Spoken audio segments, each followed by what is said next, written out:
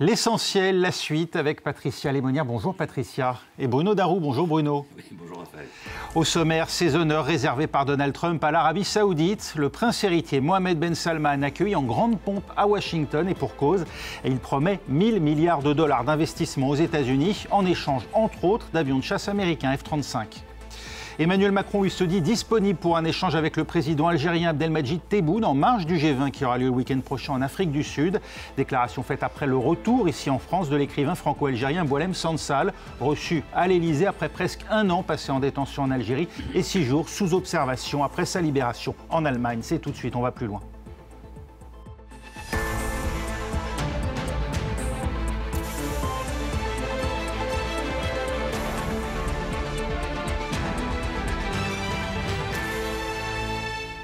Et si c'était lui, son plus proche allié sur la scène internationale, en accueillant à la Maison-Blanche ce mardi Mohammed Ben Salman avec davantage d'égards que pour n'importe quel autre dirigeant, Donald Trump confirme l'impression donnée dès son premier voyage à l'étranger en tant que président. Voilà 8 ans, c'était alors déjà l'Arabie Saoudite qu'il avait choisi et sa monarchie avec laquelle le président américain semble entretenir des liens quasi familiaux. Mathieu Mabin, vous qui êtes à Washington pour France 24, avec Mohammed Ben Salman, Donald Trump entremêle relations d'affaires personnelles et intérêts stratégiques des États-Unis. Oui, le moins qu'on puisse dire, c'est que la rencontre entre Mohammed Ben Salman et Donald Trump a été financièrement fructueuse. Le président américain avait déjà obtenu au printemps un engagement saoudien de 600 milliards de dollars, vous l'avez rappelé, 600 milliards de dollars d'investissement direct aux États-Unis, c'est de ça qu'on parle. À Washington, le prince héritier est allé encore plus loin. Il parle en effet désormais d'un volume approchant le trillion, les 1000 milliards de dollars, un niveau inédit tout simplement dans l'histoire des relations entre les deux pays. Ces investissements couvrent l'énergie, les technologies de pointe, l'intelligence artificielle, les infrastructures également et bien entendu la défense. Sur ce dernier volet d'ailleurs, un accord de vente d'avions F-35 à Riyad est désormais considéré comme acquis tout simplement pour ce premier jour de la rencontre. Une première pour un État du Golfe en dehors d'Israël qui illustre quand même le degré d'intégration stratégique tout simplement recherché par l'administration Trump à l'égard de l'Arabie Saoudite. Dans l'esprit du président américain, la diplomatie, on le sait, passe par l'économie. Chaque rencontre de ce type doit donc produire des retombées mesurables en dollars sonnants et trébuchants. Et cette visite répond pleinement, elle répond tout à fait à cette logique. Chiffres massifs, engagement public, calendrier serré, visibilité immédiate, on est dans le business pur. Pour Riyad, l'objectif est donc double, sécuriser l'alliance américaine à un moment charnière de son histoire et financer la transaction accélérée voulue par le plan Vision 2030, dont vous allez certainement parler. En clair, derrière l'image, il y a un pacte financier gigantesque et ce tête-à-tête Washington-Riyad s'impose ce soir comme l'un des rendez-vous les plus lucratifs et stratégiques de ce début de mandat pour Donald Trump. Merci Mathieu Mabin. À Washington, Patricia Lémonière, ces annonces, elles posent plusieurs questions. D'abord, Donald Trump s'engage à vendre à l'Arabie Saoudite des avions de chasse dernière génération, les F-35. Pour l'heure, seul Israël en dispose au Moyen-Orient. Ça peut changer la donne d'après vous ? Non, je pense que ça ne changera pas la donne. Je pense que le F-35, vous savez, les Américains peuvent toujours avoir la main sur le F-35 et donc... ce qui n'est pas le cas avec Israël, en revanche, mais ils peuvent avoir la main et donc à distance, si vous voulez, faire en sorte que les F-35 ne soient pas aussi autonomes qu'ils y paraissent lors d'un contrat. Mais je crois qu'au-delà de cet aspect financier qui est majeur et qui est effectivement l'axe central de la diplomatie trumpienne, il y a autre chose dans cette fascination amicale et cette amitié vis-à-vis des pays du Golfe et en particulier l'Arabie Saoudite. Il y a aussi ce plan de Trump 1 rêvé, le seul plan diplomatique qu'a fait Donald Trump, rêvé et inachevé, puisque je parle des accords d'Abraham. C'était le grand projet quand même, le seul projet diplomatique abordé durant le premier mandat de Trump, qui concernait effectivement des États du Golfe. L'idée de base, c'était, tout le monde le sait, c'est de faire, j'ai envie de dire, une union économique non pas européenne, mais moyen-orientale, avec 2 pôles de développement, enfin, ou 3 ou 4, 4 ou 5, mais 2 pôles majeurs, l'Arabie Saoudite, qui a quand même une population très importante, et Israël, avec l'allié indéfectible de l'Amérique. Donc, ce rêve est inachevé, ce projet est totalement inachevé, puisque qu'est-ce qu'il y a dans les pays du Golfe qui ont adhéré? Eh bien, il y a les Émirats et il y a les... alors je les oublie toujours. Le Qatar, les Émirats unis et l'Iran. Non, il y a les Émirats et il y a le Bahreïn. Dans les accords oui, il y a le Maroc et Bahreïn. Et le Soudan, il y a le Maroc, le Soudan, mais dans les pays du Golfe, il y a donc les Émirats et Bahreïn. Et le rêve, c'est effectivement d'avoir les autres, dont le Qatar et surtout les Saoudiens. Et pour l'instant, ça ne marche pas. On était prêt avant le 7 octobre que cela marche. Et le 7 octobre a cassé la machine. Et aujourd'hui, et on le voit bien d'ailleurs dans ce qui s'est passé avec la résolution onusienne, le fameux plan Trump voté à l'ONU lundi. Qu'est-ce que c'était ce plan Trump à l'ONU voté lundi? Eh bien, c'était donner une carte, c'était donner quelque chose avant la visite de Ben Salman pour lui dire: dans mon plan, je n'oublie pas les Palestiniens, parce que Ben Salman ne peut plus aujourd'hui oublier les Palestiniens. Et pourquoi il ne peut plus oublier la question palestinienne? Parce qu'il a une population qui est très sensible à cette question-là, et donc il ne peut, parce que lui signerait demain les accords d'Abraham, mais sa population ne marcherait pas, et lui il pense. Donc au-delà de l'aspect financier, il y a dans cette rencontre une autre donnée qui est la reconstitution ou le reformatage du Proche-Orient, qui est pour l'instant encore un peu bloqué. Bruno Darroux, malgré le vote la nuit dernière au Conseil de sécurité d'une résolution américaine qui pour la première fois reconnaît la possibilité d'existence à terme d'un État palestinien, malgré cela, est-ce qu'on attend véritablement une déclaration possible de l'Arabie saoudite laissant entendre qu'elle pourrait reconnaître à terme Israël dès aujourd'hui ? Non, mais comme le disait Patricia, pour l'instant, c'est très compliqué d'un point de vue de politique intérieure pour Mohamed Ben Salman, parce que effectivement, lui, comme d'autres dirigeants arabes, d'ailleurs, la cause palestinienne, bon, elle n'est finalement peut-être pas si importante que ça, mais ils savent très bien que les opinions publiques sont très crispées sur cette question, donc ils ne peuvent pas vraiment se faire comme si de rien n'était. C'est absolument impossible, sans compter que l'Arabie saoudite aussi a un passé sur l'élaboration de plans, la terre contre la paix en 2002, etc. Donc elle ne peut pas non plus faire table rase de ça. Même si, effectivement, à l'époque du 7 octobre, juste avant, on n'était pas loin, et certains experts estiment d'ailleurs que ça a été une des motivations du Hamas pour lancer l'assaut barbare contre Israël.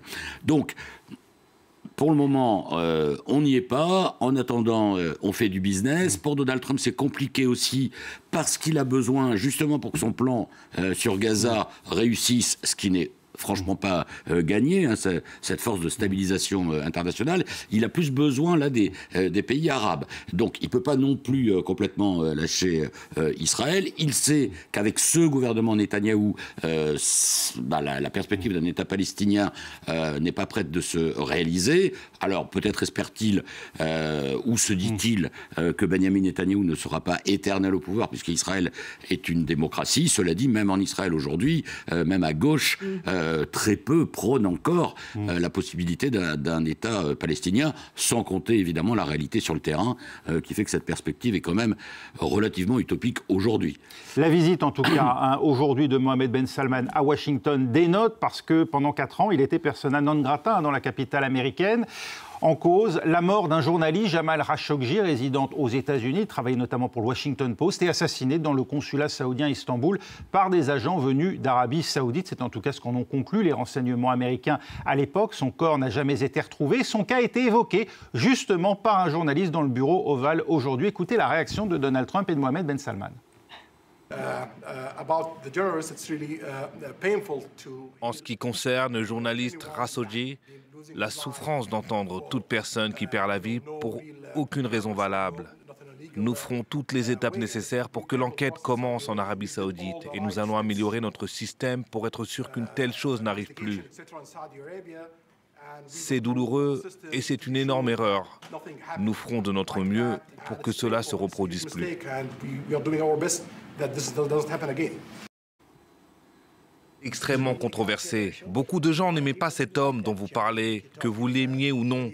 Des choses se sont passées, mais il n'en savait rien. Et nous pouvons rester là. Vous n'avez pas embarrassé nos invités en posant une question comme celle-là. Voilà, il n'est pas content du tout, manifestement, Donald Trump, que la question ait été posée. Et comme lors du sommet de 2019 avec Vladimir Poutine, Donald Trump contredit ses propres services de renseignement, Patricia Lemonnier, pour prendre la défense de son invité. Ah ben, il ne s'est jamais embarrassé des services de renseignement, hein, Donald Trump. Il a sa vérité, et sa vérité fait office de vérité nationale, voire internationale. Là, ce qui était très intéressant, c'était de regarder le physique de Trump, écoutant la réponse du prince Salman, qui répondait avec un aplomb extraordinaire. C'est terrible, c'est une erreur, on fera en sorte que cela ne se reproduise plus. 1000 fois plus intelligent que la réponse de Trump, il faut le dire. Donc, dans ce rapprochement entre ces deux, enfin dans cet accord entre ces deux hommes, on a l'accord effectivement de deux businessmen, de deux hommes qui veulent faire des deals, et puis on a quand même l'accord aussi de deux hommes qui ont un rapport à la brutalité un peu différente, et ils sont pas sans s'admirer pour ça. Donald Trump, la brutalité, c'est dans la négociation, hein, puisqu'il a même écrit un livre, hein, pousser l'adversaire à aller jusqu'au bout. Le prince Ben Salman, en oriental, c'est une brutalité tout en douceur, j'ai envie de dire, tout en discrétion plutôt que douceur, puisqu'il a quand même été coupé à la scie, semble-t-il, notre ami journaliste, entre guillemets. Eh bien, c'est une autre forme de brutalité, mais il n'empêche, Donald Trump admire ces hommes-là. Et donc, c'est avec eux qu'il veut faire des deals. Et d'ailleurs, on l'a bien vu, Ben Salman a un poids quand même sur Donald Trump. C'est lui qui a forcé le deal avec le Syrien, le président par intérim syrien. Et il était reçu à la Maison-Blanche il y a une semaine.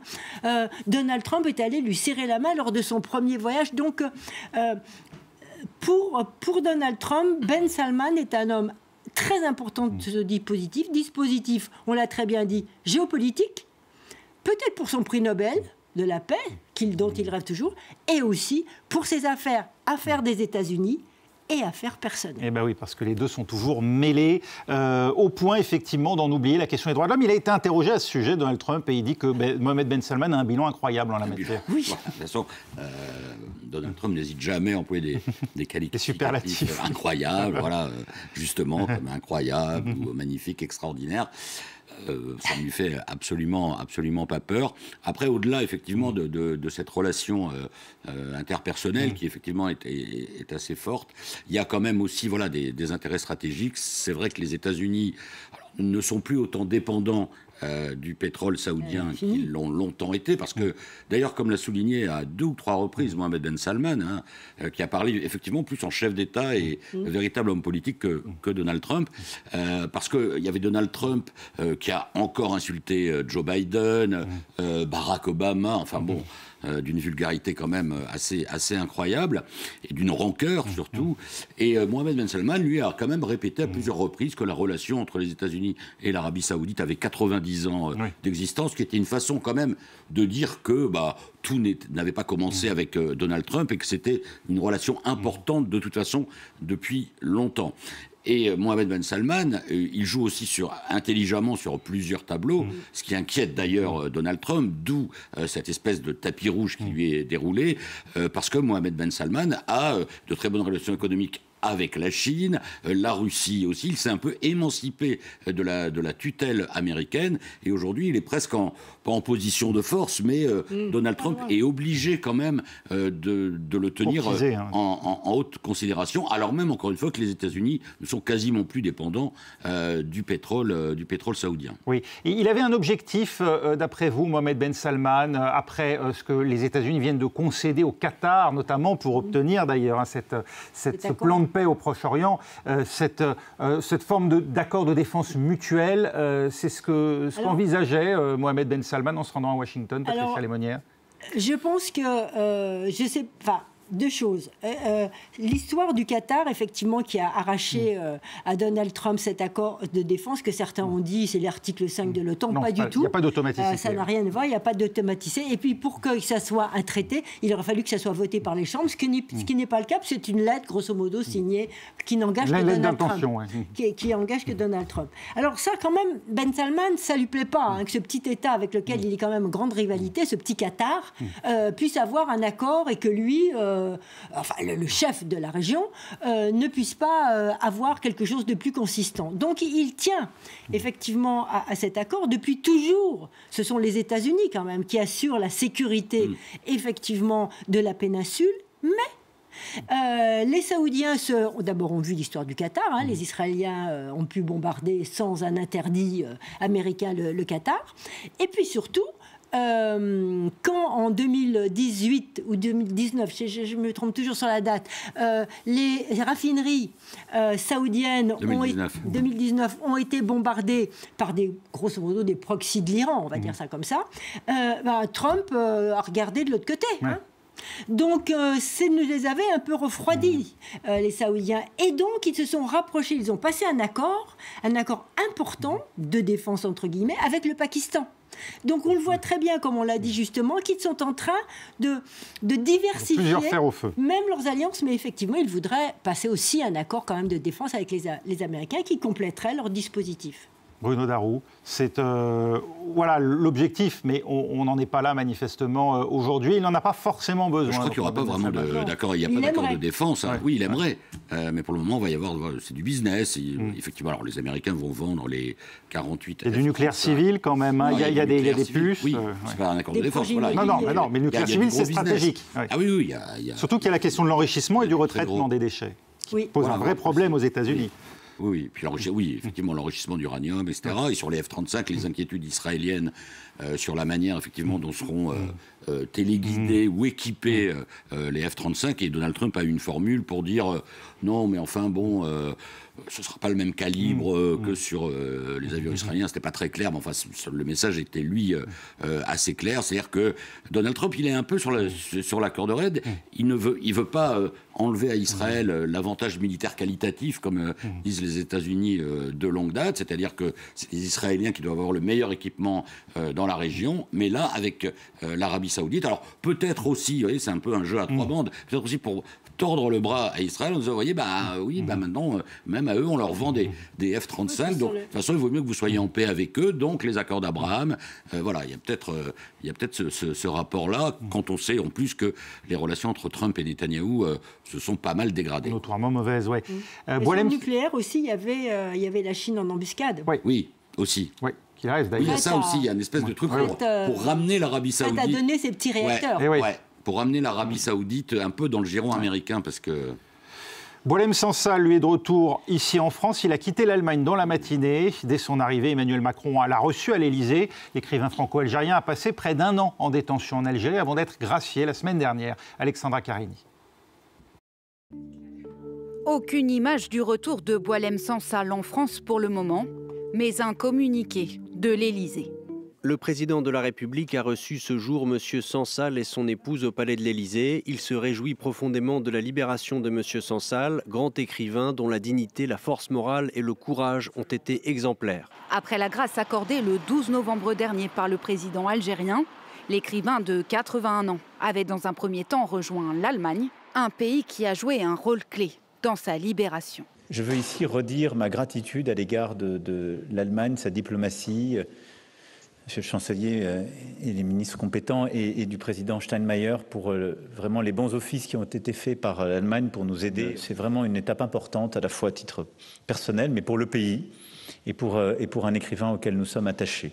C'est en effet en réponse à une demande adressée par Berlin qu'Alger a accordé sa grâce à Boualem Sansal, âgé de 81 ans et atteint d'un cancer de la prostate. L'écrivain franco-algérien aura passé près d'1 an en détention, reconnu coupable d'atteinte à l'unité nationale. En cause notamment ses propos sur le Sahara occidental, un sujet ultra sensible au cœur de tensions entre la France et l'Algérie depuis la reconnaissance par Paris de la souveraineté marocaine sur le Sahara occidental le 30 juillet 2024. Une décision perçue comme une trahison par Alger. La famille de Christophe Glaise dit espérer que la grâce accordée à Boualem Sansal scelle un apaisement des relations qui pourrait conduire à une issue favorable pour le journaliste, condamné à 7 ans de prison en Algérie. On n'a pas encore vu ni entendu Boualem Sansal depuis sa libération. Comment l'expliquez-vous, Bruno Darroux ? Je pense que là, il a passé 6 jours en contrôle médical, si on a bien compris, en Allemagne. Il vient de rentrer, il a été reçu par Emmanuel Macron. Je pense qu'il va prendre la parole assez rapidement, ou alors qu'on signe...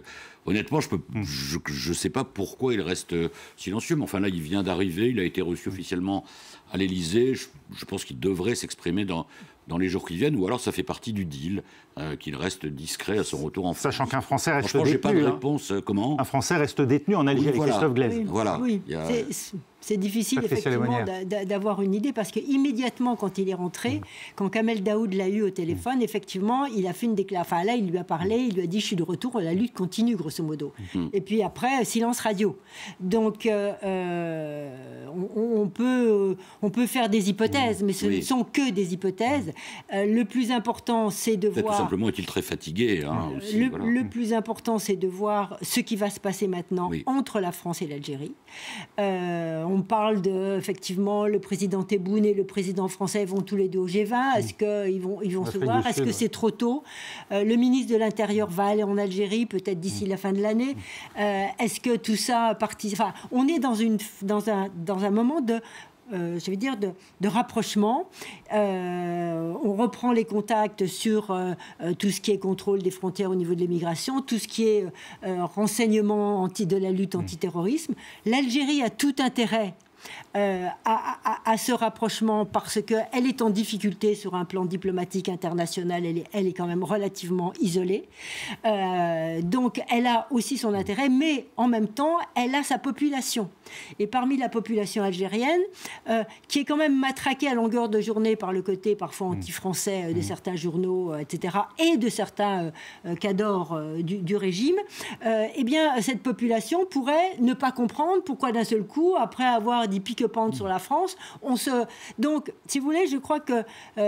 laissons travailler en sous-main et évitons et que nos hommes politiques français évitent toute déclaration à l'emporte-pièce, dans un sens ou dans un autre, d'ailleurs, j'ai envie de dire, qui pourrait recrisper la situation. Je crois que dans la phase que l'on traverse, avec toujours notre camarade journaliste français qui a été condamné en premier appel, il fait appel, et c'est là maintenant, le 3 décembre. À 7 ans, je crois que la prudence s'impose à tous nos hommes politiques, surtout quand ils ne comprennent pas bien la situation en Algérie. Oui, Bruno Darroux, effectivement. Et bon, on imagine que pour Christophe Glaise, rien ne se passera avant l'appel, le 3 décembre. Voilà. Mais c'est vraiment dans quelques jours, là. Oui, mais ça impose de maîtriser quand même la communication jusque-là. Voilà. C'est peut-être pour ça aussi, mais autre hypothèse qu'on a demandé peut-être à Boualem Sansal de ne pas trop parler jusqu'à... Compte tenu des positions qu'il a affichées jusqu'ici, qui lui ont valu d'ailleurs cette condamnation. Oui. Qui était très critique envers le régime algérien, ce qui peut s'expliquer aussi, le régime algérien n'étant pas un parangon de toutes les vertus démocratiques. Donc, il ne se passera rien avant l'appel. Et en même temps, cette histoire avec notre camarade de profession Christophe Glaise va aussi peut-être être un test, justement. Et les autorités françaises et algériennes le savent très bien. Donc, en ce sens, l'issue de cette affaire maintenant sera un véritable thermomètre pour savoir si, oui ou non, il y a une inflexion dans la relation franco-algérienne. Parce qu'il faut rappeler que Boualem Sansal a été libéré grâce à la médiation. Là aussi, on ne sait pas où est la vérité, puisque côté français, certains disent oui, mais évidemment, la diplomatie française était à l'œuvre en coulisses, mais les relations étaient tellement tendues qu'on a laissé le médiateur allemand, en fait, obtenir cette libération. Mais la détention de Boualem Sansal pour les autorités algériennes était devenue quand même compliquée à gérer, parce qu'il est âgé, il est malade, ça devenait quelque chose... voilà, donc la diplomatie algérienne, finalement, ne pouvait pas le faire avec la France, seulement les relations étaient tendues. Elle a laissé partir. Dans le cas de Christophe Glaise, qui est beaucoup plus jeune et qui est en totale santé, c'est une autre affaire. En même temps, il y a un petit fond juridique, enfin de rien du tout. Hein. C'est-à-dire qu'effectivement, notre confrère a fait son travail journalistique en ayant obtenu un visa touristique. Donc en fait, ça va se jouer là-dessus, sur le thème de la proportionnalité de la peine comparée à la faute commise, mais il n'y aura pas le côté humanitaire envers une personne âgée et malade comme avec Christophe Glaise. Mais ce sera un signal... Comme avec Boualem Sansal, vous voulez dire. Comment ? Comme avec Boualem Sansal. Boualem Sansal, pardon. Mais ce sera un signal, si, comme on l'espère tous, évidemment, l'issue est positive, là, ça voudra dire pour faire très simple, la période Retailleau est passée, et qu'on repart sur autre chose. Parce que, comme le dit Bruno, Patricia, on n'a aucun signe tangible aujourd'hui que la libération de Boualem Sansal, la France la doit à un quelconque apaisement avec Alger. Oui, alors moi j'entends beaucoup de gens, si vous voulez... ça va mieux, puisque le ministre de l'Intérieur va quand même aller en Algérie. Enfin bon, donc il y a des signes. Il y a une autre visite avant qui est prévue d'un envoyé spécial du Quai d'Orsay, grosso modo. Donc quand même. Et puis le ministre des Affaires étrangères, n'oubliez pas, s'était rendu au printemps aussi en Algérie. Puis il y avait après une crispation des arrestations en France qui avait de nouveau soulevé. Donc... les Algériens ont envie d'en sortir aussi, mais il faut qu'ils en sortent parce que je vous dis, il y a le contexte intérieur où le pouvoir n'est pas aussi monolithique qu'on le prétend, donc c'est pas aussi facile à gérer sur le plan intérieur.